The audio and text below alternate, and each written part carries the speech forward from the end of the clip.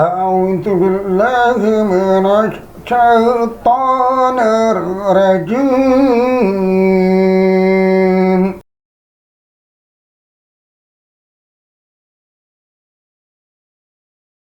بسم الله الرحمن الرحيم.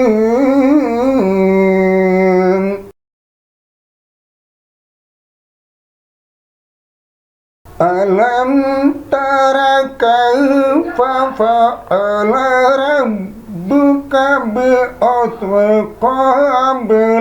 الفيل؟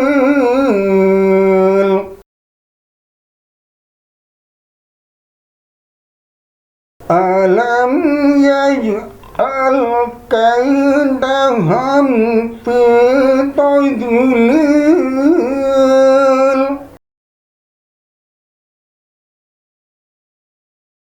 وأرسل عليهم طيرا أبابيل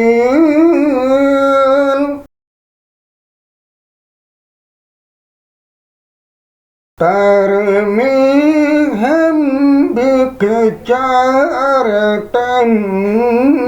من سجيل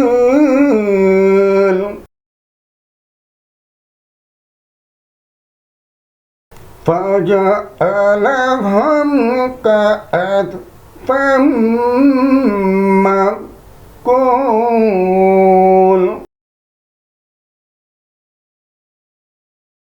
صدق الله العظيم.